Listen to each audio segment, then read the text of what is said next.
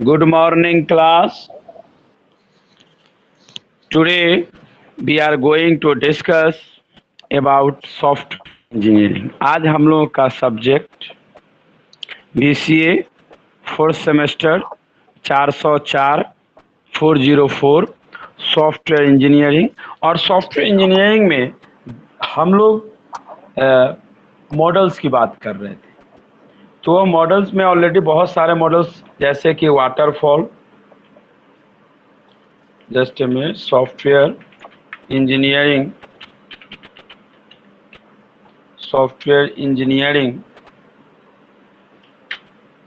Models. देखिए, इस model से आप लोग भली भांति पहले भी परिचित होंगे। तो ये क्या है, यहाँ पे हो क्या रहा है क्लास कि हम लोगों ने waterfall model,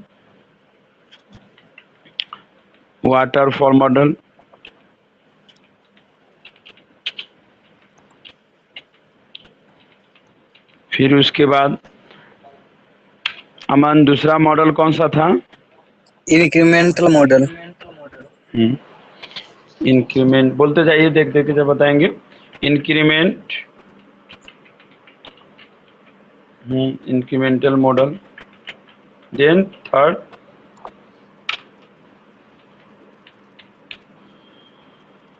incremental model, third बताइए।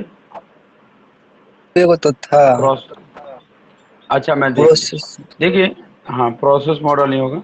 बहुत सारे मॉडल्स की चर्चा हम लोग किए थे, एक बार सबको रिव्यू भी कर लेते हैं।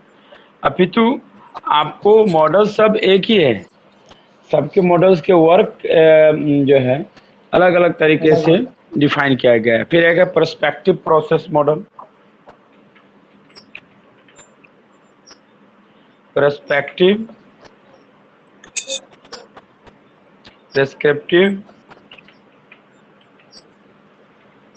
Prescriptive process model. Okay class. और next we will see in fourth जो हम लोग का मॉडल है वाटरफॉल प्रोसेस, जो कि हम ऑलरेडी हम लोग डिस्कस भी कर चुके हैं। इंक्रीमेंटल प्रोसेस मॉडल भी डिस्कस कर चुके हैं। रैड यानी rapid application process model, red process model, rapid application development process model. अब ध्यान देंगे, rapid application development process model. फिर 8 है prototype process model, prototype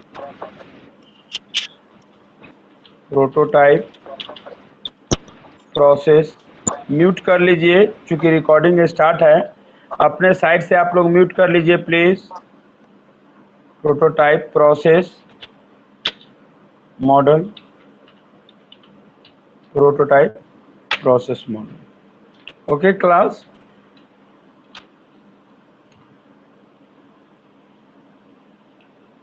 prototype process model. फिर नेक्स्ट हम लोगों को डिस्कस किया था प्रोटोटाइप प्रोसेस मॉडल, तो हो ही चुका था। देन हम लोगों का था स्पाइरल प्रोसेस मॉडल। देखिए, इस तरीके से हम लोगों ने यहाँ पे क्या देखा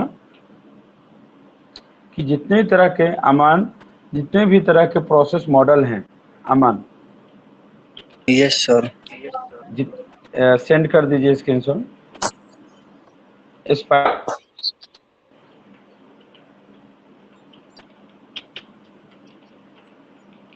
स्पाइरल प्रोसेस।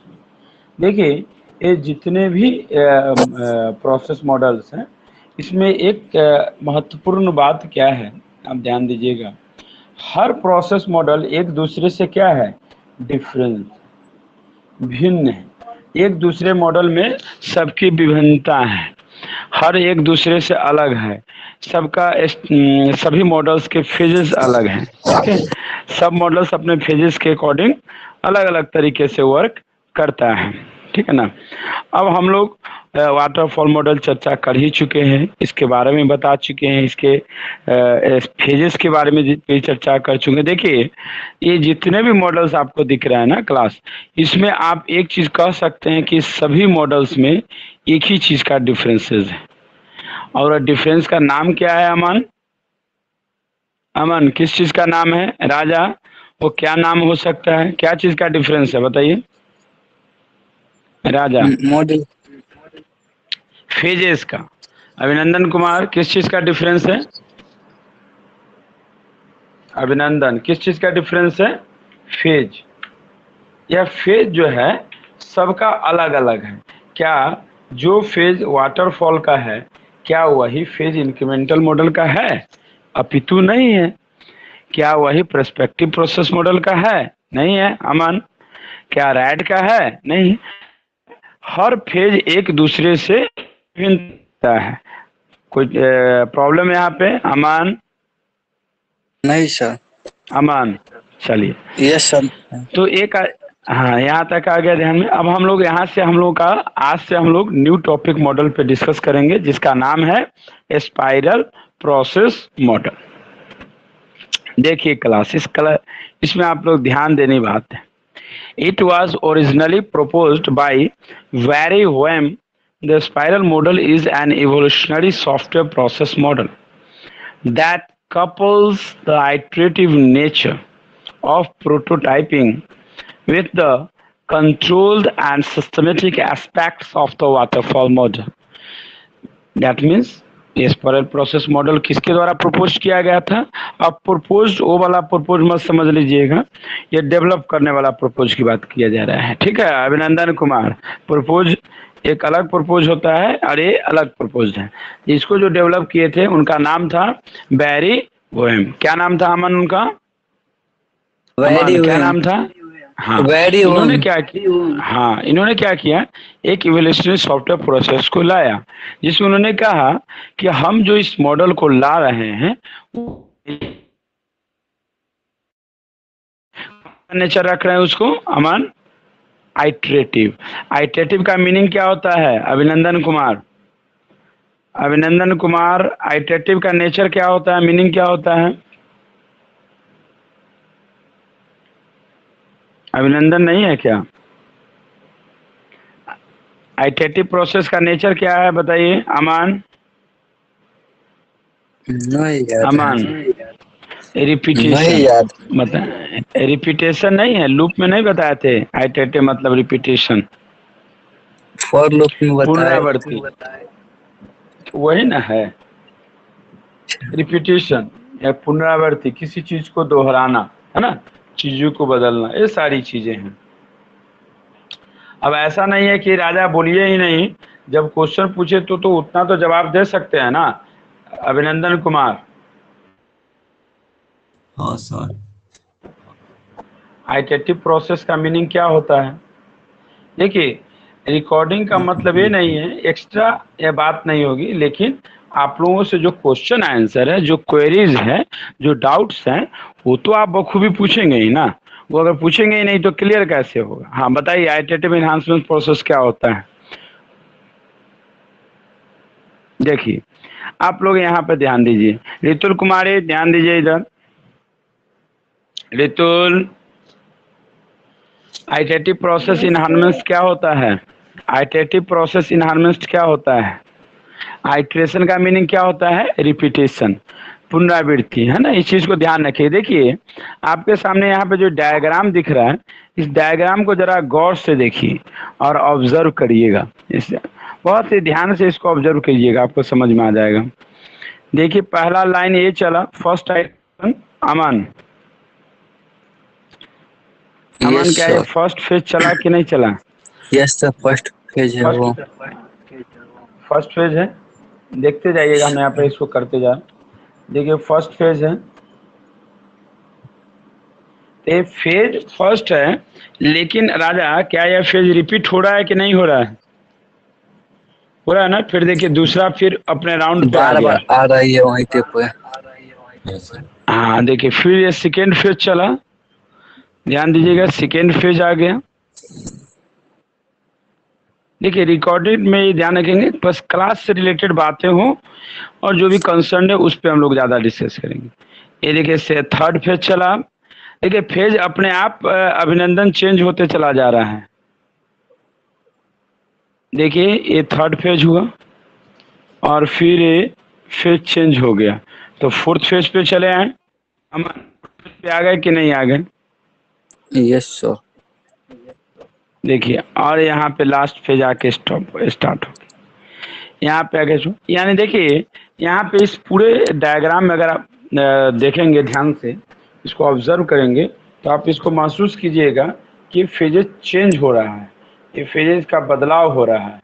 फेजेस जो है एक दूसरे से फेजेस में डाइवर्सिटी है, ये फेज बदल रहा है और फेज की क्रेडिबिलिटी भी बदल रही है। यानी कि पहला जो है कम्युनिकेशंस हो रहे हैं, पहले प्लानिंग हो रहे हैं, पहले कम्युनिकेशन हो रहा है फर्स्ट। देखिए ऐसे चल रहा है इस तरीके से। पहले वो फर्स्ट कम्युनिकेशन सब चालू हुआ, कम्युनिकेशन के बाद कहाँ गया? प्लानिंग पे गया। प्लानिंग तो फिर देखिए मॉडलिंग, प्लानिंग के बाद कहाँ पे गया? मॉडलिंग पे गया। कंस्ट्रक्शन, फिर मॉडलिंग, मॉडलिंग से क्लास किस पे आया? कंस्ट्रक्शन पे आया। उसके बाद फिर कंस्ट्रक्शन से किस पे आया आपका? Development, development. यानी कि डिलीवरी, डिलीवरी फीडबैक, है कि नहीं? यस। और यहाँ पे आके स्टॉप हो गया।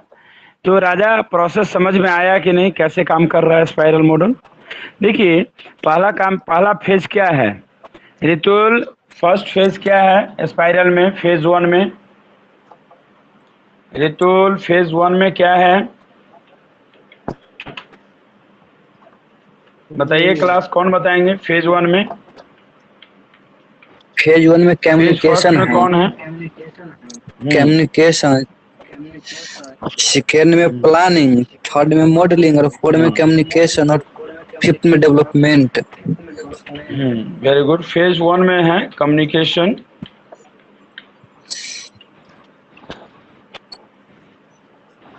बीच में जरा देखते भी चलिएगा, कुछ कुछ डिस्कनेक्ट भी हो जा रहा है अमन।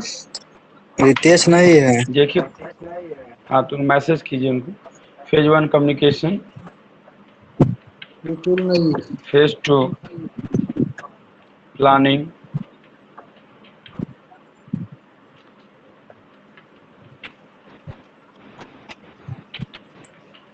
प्लानिंग फेज वन है।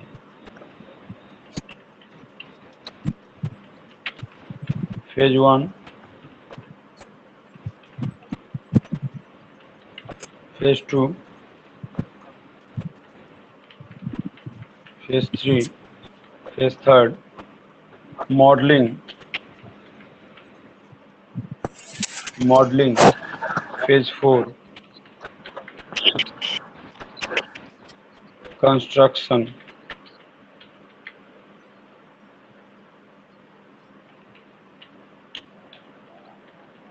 Construction phase five.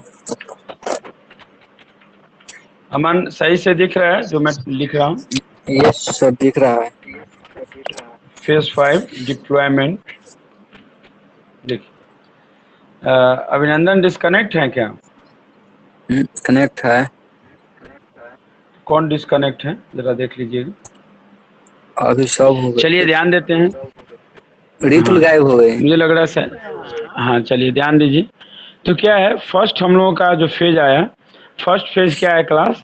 First phase है हम लोगों का, ध्यान देंगे, कम्युनिकेशन, है ना? फर्स्ट फेज क्या है? कम्युनिकेशन। सेकेंड फेज क्या है गौरव? प्लानिंग। थर्ड फेज क्या है गौरव? मॉडलिंग। फोर्थ फेज क्या है गौरव? कंस्ट्रक्शन। फिफ्थ फेज क्या है? डिप्लॉयमेंट। फिफ्थ फेज क्या है? डिप्लॉयमेंट। देखिए हर फेज का अपना एक मीनिंग है और हर फेज के अपने एक टास्क हैं। उसी तरीके से सारा फेज वर्क करता है और परफॉर्म भी करता है। अमन है कि नहीं? Yes sir. अब देखिए हम लोग उसके आगे चलते हैं तो फिर देखेंगे। लिखा हुआ है सेकेंड पॉइंट्स में, it provides the potential for rapid development of increasing more complete version of the software, यानी क्या करता है, ये आपको कंप्लीट रैपिड डेवलपमेंट प्रोवाइड करता है, आपकी इंक्रीजिंग ज़्यादा कर देता है, मोर कंप्लीट वर्जन्स देता है सॉफ्टवेयर का। सेकेंड क्या होता है, the spiral development model is a risk driven process. क्या होता है आपका, रिस्क ड्राइवन प्रोसेस होता है ना अमन। तो यस क्या है, सर। कहीं ना कहीं इस चीज़ को ध्यान देंगे तो रिस्क ड्राइवन प्रोसेस में क्या हो जाएगा, ध्यान दीजिएगा, इसमें प्रोसेस कम जाता है, रिड्यूस हो जाता है, उसकी चीज़ें बढ़ जाती है ना अमन। जैसे में सर, जैसे कि मान लीजिए कि वाटरफॉल में क्या था, इसमें पता चल जाता है ना कि एस्टिमेशन क्या है। अगर हमें एस्टिमेट की जानकारी मिल गई, मान लीजिए अगर एक प्रोजेक्ट, कोई प्रोजेक्ट है, अगर हमें एक आइडिया मिल गया है कि प्रोजेक्ट का कॉस्टिंग जाएगा, पहले तो एस्टिमेट का पता चल गया है। एस्टिमेट यानी कि कितने तक इसका बजट है। अगर 50,000 तक का प्रोजेक्ट है, 50K तक का, तो आप 50K के अकॉर्डिंग आप अपना डेवलपमेंट शुरू करेंगे। अगर आपको बजट का कंफर्मेशन हो जाता है, बजट का क्लियरिटी हो जाता है, तो क्या वो चीज़ बन जाता है या नहीं बन जाता है अमन? यस सर, बन जाता है। अमन, है ना, वही चीज़ मैं कहना चाह रहा हूँ कि ये सारी चीज़ें चेंज हो जाती है, आपके लिए ही बेहतर होता है। अमन, आप पहले से सही कुछ दिख रहा है कि नहीं? दिख रहा है सर, अच्छा साफ साफ दिख रहा है। अब साफ साफ दिख रहा है ना? Yes sir. राजा, आप बताइए, पहले से कुछ चेंजेज है कि नहीं? अब कटा कटा लाइनिंग तो नहीं आ रहा है राजा? हाँ सर, ठीक पहले है। से कुछ क्लियरिटी का, हाँ अब देखिए, अब लाइनिंग का जो लाइनिंग आ रहा था आप लोगों को स्क्रीन पे, वो बहुत कम आ रहा होगा, है ना? थोड़ा सा चेंजेज हम किए। अब देखिए, तो क्या है, आगे हम लोग चलते हैं इसी सीरीज में। The spiral development model is a risk driven process model generator that is used to guide a multi stakeholder concurrent engineering of a software intensive system। Spiral क्या करता है, आपके रिस्क को बहुत मतलब रिड्यूस कर देता है, आपको ज़्यादा रिस्क लेने की ज़रूरत नहीं पड़ती है। दूसरी चीज़ क्या है, it has two main distinguishes feature, दो विभिन्नता और भिन्नताएं हैं। एक होती है यहाँ पे साइक्लिक अप्रोच का होना, जो कि इंक्रीमेंटली ग्रो करता है सिस्टम की डिग्रीज को, और दूसरा होता है अमन, इम्प्लीमेंशन करना, जो कि डिक्रीज करता है। किस चीज़ को डिक्रीज मतलब घटाता है, उसका निम्नता रखती है, उस चीज़ों को कम कर देता है। किस चीज़ को अमन, डिग्री ऑफ द रिस्क, यानी रिस्क को क्या कम कर देगा, रिड्यूस कर देगा, घटा देगा। कौन, spiral process model. The other is a set of the anchor point milestones with stakeholders commitment to feasible and mutually satisfactory system solutions। ध्यान दीजिए क्लास, यहाँ पे क्या हो रहा है कि सिस्टम का सॉल्यूशन होना, यानी कि आप देखिए, मान लीजिए सपोज अगर हम सिस्टम के सॉल्यूशंस की बात अगर करेंगे, म्यूचुअल का मीनिंग क्या होता है राजा, आपको हम बता चुके हैं सेकेंड सेमेस्टर में जब सैड बताए थे तो अमन, यस सर। याद है? गौरव म्यूट कर क्या लीजिए, चीज? चूंकि रिकॉर्डिंग स्टार्ट चल रहा है। म्यूचुअल क्या होता है, अभिनंदन कुमार आप बताइए। अभिनंदन बताए थे, यानी कि म्यूचुअली सेटिस्फैक्ट्री। राजा बताइए क्या होगा म्यूचुअली सेटिस्फैक्ट्री का मीनिंग। मैंने आपको बताया भी था, लेकिन शायद आप लोगों को ध्यान में नहीं है। देखिए, दो क्लाइंट हैं, एक क्लाइंट है अभिनंदन कुमार, ठीक है? समझ गए सर, क्या पूछना चाहते हैं सुहाव? हाँ, अब याद आ गया, क्या बताइए, थोड़ा सा हिंट्स दिया था जैसे मैंने आप लोगों को। किसी भी, जैसे हमको सॉफ्टवेयर डेवलप करते हैं, क्लाइंट होता है, जैसे हम हुए एक क्लाइंट हो जो कस्टमर आता है। हाँ, जैसे देखिए, ए है राजा, ठीक है, इनको मान लीजिए कि ये राजा है, अभिनंदन कुमार है। ये राजा है, ये क्या है, डेवलपर है,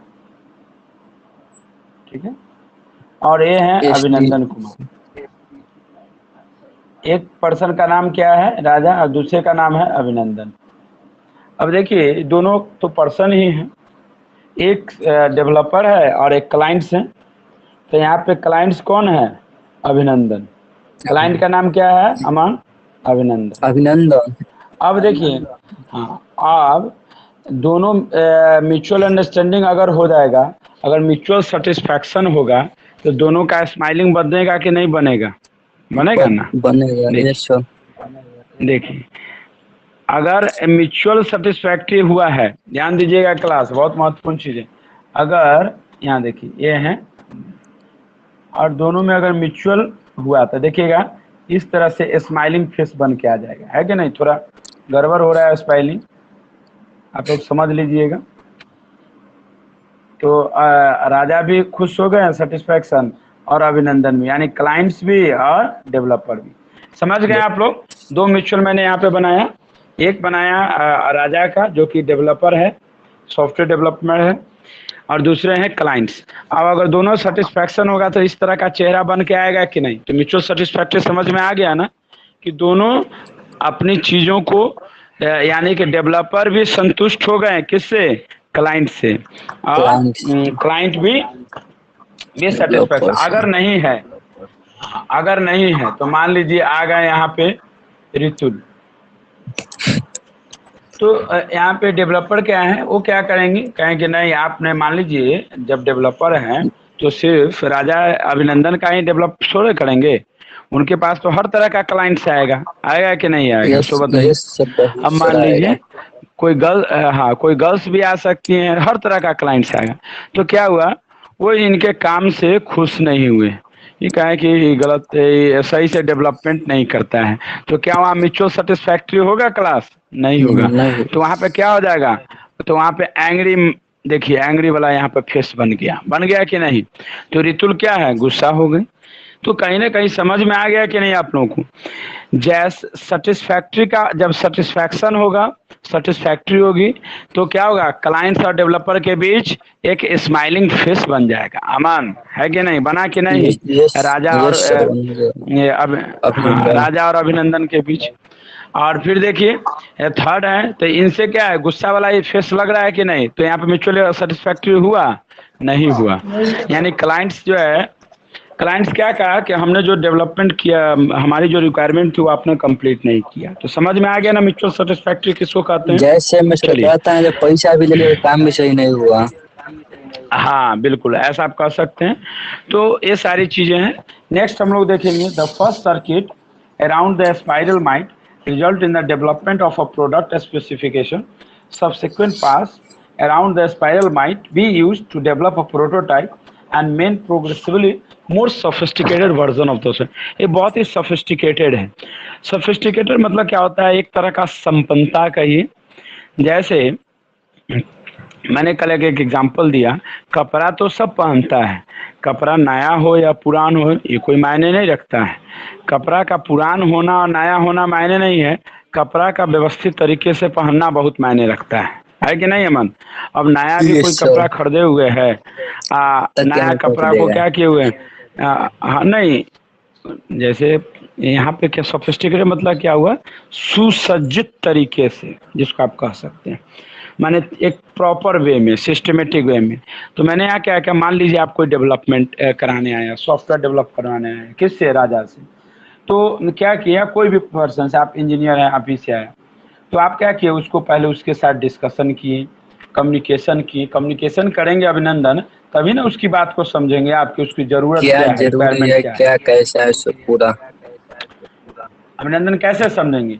क्या बिना कम्युनिकेशन किए हुए रिक्वायरमेंट को समझना संभव है? बिल्कुल नहीं। तो पहले क्या करना होगा, फेज 1 में कम्युनिकेशन की।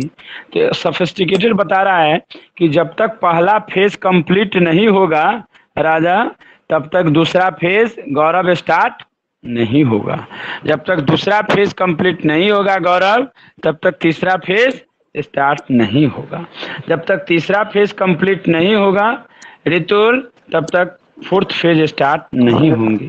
जब तक फोर्थ फेज कंप्लीट नहीं होंगे तब तक फिफ्थ फेज स्टार्ट नहीं होगा। यानी कि हर चीज क्या होना चाहिए, सोफिस्टिकेटेड वे में होना चाहिए, प्रॉपर वे में होना चाहिए, है कि नहीं? आप हाँ, कहीं आप जाते हैं तो देखते हैं कि म्यूट कर लीजिए, रिकॉर्डिंग हो रहा है। तो क्या है, कहीं आप जाते होंगे तो देखते होंगे हर चीज चेयर का अरेंजमेंट प्रॉपर रहता है, जाते हैं तो बैठने का प्लेसमेंट सही रहता है। तो क्या है, दिस इज द सोफिस्टिकेटेड वे, यही तो तरीका है। अब जैसे आप कहीं किसी के यहाँ अच्छे रेस्टोरेंट में गए या किसी के घर पे गए, तो आपको मैंने कपड़ा का एग्जांपल दिया था, एक इसका भी डेली लाइफ में एग्जांपल ले लीजिए।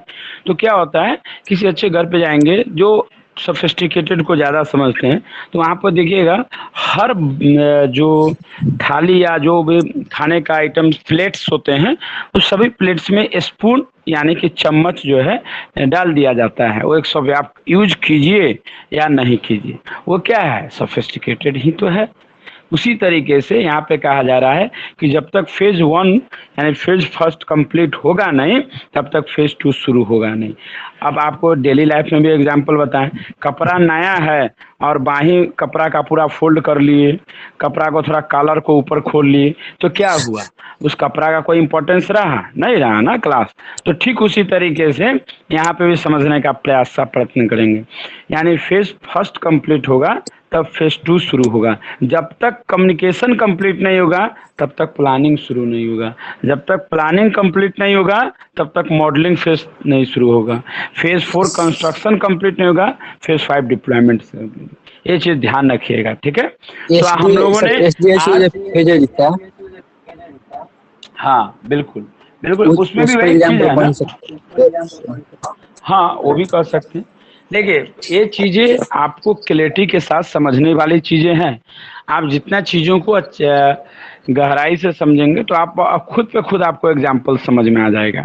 चलिए आगे की ओर चलते हैं।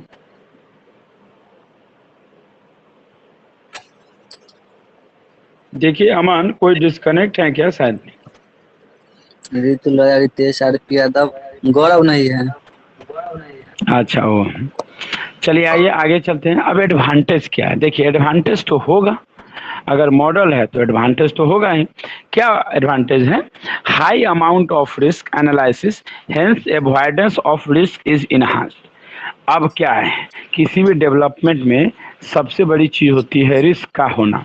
तो इसमें क्या होता है, रिस्क का रिकॉर्डिंग चल रहा है उधर। रिस्क क्या है कि अवॉइड मतलब क्या होता है, बच जाते हैं आप, रिस्क से बच जाते हैं, ज़्यादा रिस्क लेने की ज़रूरत नहीं पड़ती। जैसे वाटरफॉल मॉडल में क्या था, रिस्क ज़्यादा हो पाता था, लेकिन इसमें क्या हुआ, रिस्क कम हो गया। तो जाहिर सी बात है, जिस फेज मॉडल में, जिस सॉफ्टवेयर इंजीनियरिंग मॉडल्स में रिस्क कम होगा उसका यूज तो ज़्यादा होगा ना अमन, है कि नहीं? तो क्या इसमें रिस्क का, यहाँ इसमें रिस्क का अवॉइडेंस कम हो गया है ना। फिर ध्यान देंगे हम लोग, नेक्स्ट है good for the large and mission critical project. अगर बहुत बड़ा प्रोजेक्ट है, सॉफ्टवेयर है, और उसको अगर हम लोग वर्क करना चाहते हैं तो हम लोग को स्ट्रॉन्ग अप्रूवल, बहुत माने आप कह सकते हैं कि एक लार्ज प्रोजेक्ट के लिए स्पाइरल मॉडल बहुत ही वेल सूटेड है। नेक्स्ट है strong approval and documentation control. इसमें अप्रूवल भी स्ट्रॉन्ग होता है, डॉक्यूमेंटेशन भी बहुत अच्छे तरीके से आप कर सकते हैं, एडिशनल फंक्शनलिटी भी एडेड हो सकता है, आप सॉफ्टवेयर को प्रोड्यूस भी बहुत अच्छे तरीके से कर सकते हैं लाइफ साइकिल जो डेडलाइन है उसके अंदर। और यहाँ पे मैं पूछना चाहूँगा सभी से, डेडलाइन क्या होते हैं? रितुल, सॉफ्टवेयर में डेडलाइन क्या होता है? कितनी बार मैंने इस चीज़ों का चर्चा किया है, रितुल बताइए डेडलाइन क्या होता है? रितुल देखिए, क्वेश्चन का आंसर अगर नहीं देंगे तो नहीं सीखिएगा। या आप लोगों के लिए यहाँ कौन बताएंगे? Who will speak? Software deadline क्या होता है?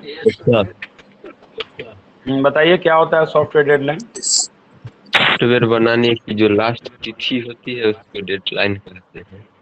हाँ देखिए, बिल्कुल इन्होंने सही कहा कि जो एक हर सॉफ्टवेयर का एक अपना डेडलाइन होता है कि आपको इतने दिन में डेवलप करके दे देना है। अब ऐसा थोड़े है कि जैसे रितुल एग्जामिनेशन देने आती हैं और एग्जाम का टाइम ओवर हो गया और एग्जाम देती रहती हैं, तो उसका कोई मतलब थोड़े। ठीक उसी तरीके से क्लाइंट ने कहा कि आपको 15 दिन में सॉफ्टवेयर बना के कंप्लीट करना है और आप बना लिए 2 महीना में बना के दिए, तो क्लाइंट्स क्या आपका सॉफ्टवेयर लेगा? क्या सॉफ्टवेयर एक्सेप्ट करेगा? वो नहीं करेगा। कहेगा कि हमारी ज़रूरत टाइम पर आपने डिलीवर्ड ही नहीं किया। तो हर चीज़ का एक डेडलाइन फिक्स होता है। क्लियर है क्लास? सॉफ्टवेयर डेडलाइन भी आप लोगों ने समझ लिया। अब हम लोगों का एक प्रश्न है, एक चीज़ और, क्या इसको स्मॉल प्रोजेक्ट के लिए राजा यूज कर सकते हैं स्पाइरल को? नहीं। छोटा सा प्रोजेक्ट, छोटा सा सॉफ्टवेयर डेवलपमेंट के लिए हम लोग कह सकते हैं कि वाटरफॉल मॉडल ही हम लोगों का बेहतर है कि नहीं? क्योंकि वाटरफॉल मॉडल में वो सारी चीज़ें हम लोग पूर्ण रूप से अवगत करा देते हैं। ठीक है, अब देखिए नेक्स्ट हम लोगों का, when to use a spiral process model. कब हम लोग स्पाइरल प्रोसेस मॉडल को यूज करते हैं? बात है कि कब, जब when cost and risk evaluation is important for medium to high risk project. जब आपका कॉस्ट और रिस्क को आप इवेलुएट करते हैं, जब आपका महत्वपूर्ण होता है मीडियम से हाई रिस्क प्रोजेक्ट के लिए, फर्स्ट पॉइंट। सेकेंड, जब long term project commitment unit wise हो, बिकॉज ऑफ पोटेंशियल चेंजेस हो, users are usually of their needs. माने आप एक शब्दों में कहें तो हम लोग इसको यूज कब करते हैं? जब हम लोगों का प्रोजेक्ट क्या होता है? बड़ा होता है, यानी लार्ज प्रोजेक्ट में। राजा स्पाइरल मॉडल को कब, कौन से प्रोजेक्ट में ज्यादा यूज करते हैं? लार्ज प्रोजेक्ट में, यानी लार्ज बड़ा हो। हाँ, यानी जब सॉफ्टवेयर हम लोग को बहुत बड़ा बनाना होता है तब। ठीक है, तो क्लास आप लोग समझ चुके हैं। हमें लग रहा है कि स्पाइरल समझ में आ भी गया अच्छे तरीके से। अब असाइनमेंट का टाइम हो रहा है, क्योंकि नेक्स्ट बैच के भी हैं, तो पहले असाइनमेंट दे देते हैं, और अगर टाइम बचता है तो बाकी टॉपिक को हम लोग कवर करेंगे। ठीक है, आ जाइए।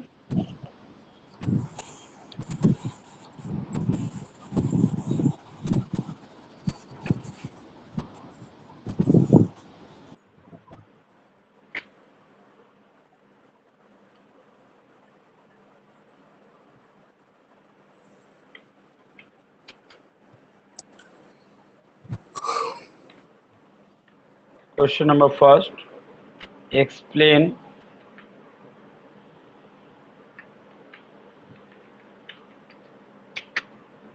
हमें स्टार्टिंग से सभी क्वेश्चंस देंगे, क्योंकि देखिए सब टोटल क्वेश्चंस का देना जरूरी है आप, ताकि उस चीजों को कर पाए। Explain the software engineering layers. Explain the software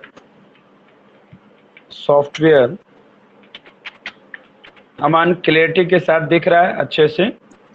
अभी धुंधला दिखाई दे रहा है। अच्छा, अभी जो हम लिख रहे हैं सो दिखाई ऐसे दे रहा है, लेकिन एकदम क्लीन नहीं दिख रहा है। ऐसे दिखाई तो दे ही रहा है। अब आ गया सही। अब सही दिख रहा है? Yes sir. चलिए, explain software engineering.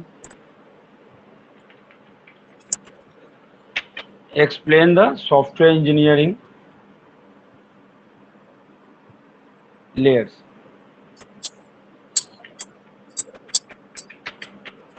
Layers with example. Explain the software engineering layers with example. Question number 2.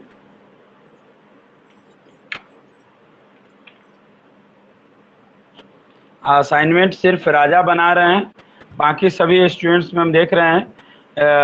RP Yadav, आप क्यों नहीं बना रहे हैं assignment?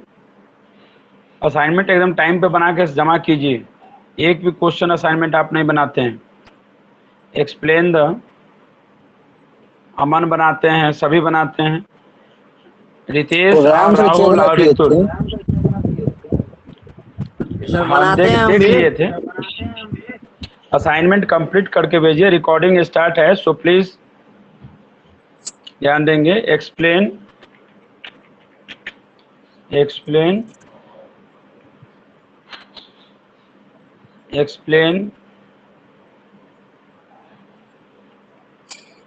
process and generic process models. Explain the generic process model with example. Explain the generic process model with example. Question number 3. Explain the generic process model with example. Question number 3, explain the process flow. Explain the process flow. Explain explain the process flow. Explain the process flow model with example. देखिए example मैं जब लिखता हूं तो मैं देखता हूं example दे के आप लोग नहीं बनाते हैं। एग्जाम्पल्स जब दे रहे हैं तो एग्जाम्पल्स दीजिए, उसका एक अलग इंपॉर्टेंस है, ठीक है ना। फिर question number 4, explain the parallel process flow और जेनरिक, ये दोनों इसी में आ जाता है आप लोगों के लिए। Explain the umbrella activities. Explain the umbrella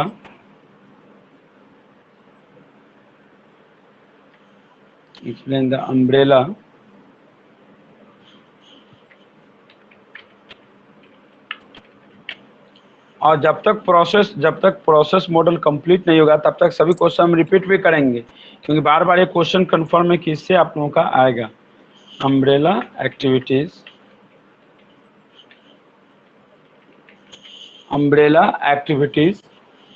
फिर क्वेश्चन नंबर 5, क्वेश्चन नंबर 5 है explain the perspective process model. Explain the perspective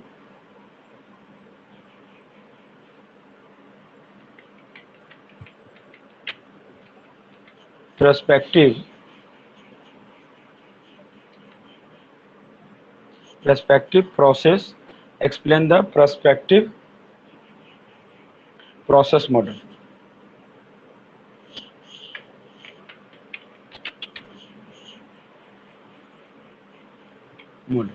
ठीक है class, explain the perspective process model. Next we will see question number 6. Explain the waterfall process model.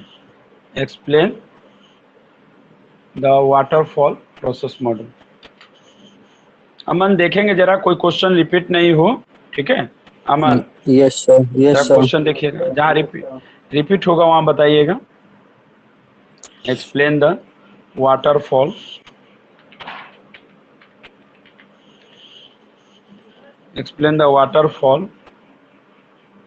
process model.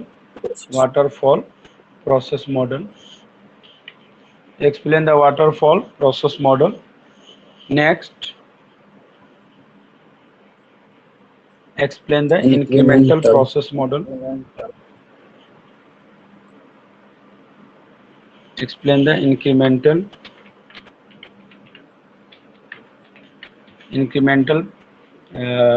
process model है ना?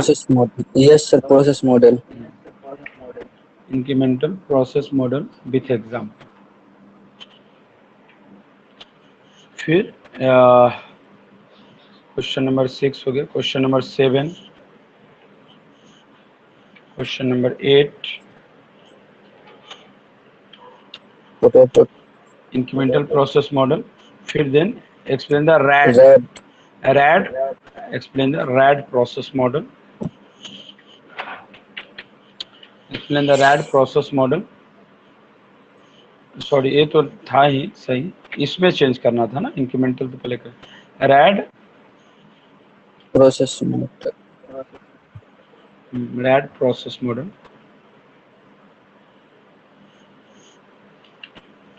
Explain the incremental process model के बाद क्या था? RAD process model ना? Yes sir. Explain the RAD, Rapid Application Development Process Model. RAD process model. Question number 9. Question number 9. Explain prototype process model. Explain the prototype process model. जो कि आज मैंने चर्चा भी किया है इसके बारे में। Explain the prototype, explain the prototype,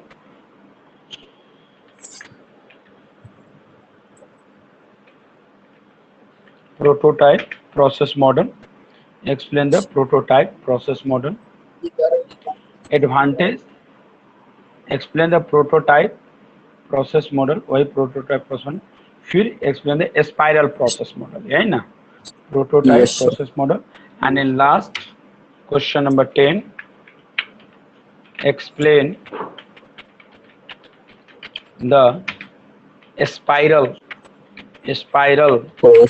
process model. Explain the spiral process model with example. तो क्लास इस चीज का ध्यान रखेंगे और असाइनमेंट बनाइए। देखिए आपके एग्जामिनेशन पॉइंट ऑफ व्यू से तो महत्वपूर्ण है ही, लेकिन ऐसे भी बहुत इंपॉर्टेंट है। अगर आप असाइनमेंट बनाते हैं तो आप लोगों के लिए ज़्यादा बेटर होगा, है ना। ताकि आप लोग खुद समझदार हैं, इसलिए उम्मीद करते हैं कि आप लोग असाइनमेंट टाइम पर बनाकर कंप्लीट कीजिएगा, है ना। रितुल, असाइनमेंट बन जाएंगे कंप्लीट होके? रितुल, देखिए असाइनमेंट बनाइएगा तो क्वेश्चंस आपको लग तो रहा होगा, लेकिन इसका इम्पोर्टेंस बहुत ज़्यादा है। आपको जब एग्जामिनेशन पॉइंट ऑफ व्यू में काफ़ी वर्क होगा, ऐसे भी डेवलपमेंट के जहाँ रहेंगे वहाँ पे ज़्यादा इंपॉर्टेंस है। तो अमन एक बार पहले स्क्रीनशॉट क्वेश्चंस को सेंड कर दीजिएगा। टोटल क्वेश्चंस बनाएंगे complete. First, explain the software engineering layers, second, third, fourth. Aman question send कर दीजिए। राजा क्वेश्चन सेंड कीजिए। यस, हो गया। 7, 8, 9 और 10 टोटल क्वेश्चंस बना के आप लोग कंप्लीट। और 1 बजे देखिए मैं टाइम देता हूँ 1 PM, तो सब बना के भेजते हैं 8 PM में। सुबह का असाइनमेंट रितुल, मॉर्निंग का असाइनमेंट अलग है और आफ्टरनून के बाद रात का असाइनमेंट अलग है। दोनों असाइनमेंट अलग है, तो इस चीज़ का ध्यान में रखें कि कौन असाइनमेंट कब भेजना है। मॉर्निंग का भेजते हैं इवनिंग में, रात में, और वो असाइनमेंट गायब हो जाता है। ऐसा नहीं होना चाहिए। सब अलग अलग जो टाइम जिसको दिया गया है, अगर ये मॉर्निंग वाला असाइनमेंट है तो इसको 1 बजे से पहले तो 1 बजे से पहले, उसका 9 o'clock से पहले तो 9 o'clock से पहले। ठीक है क्लास? तो okay all of you, thank you so much.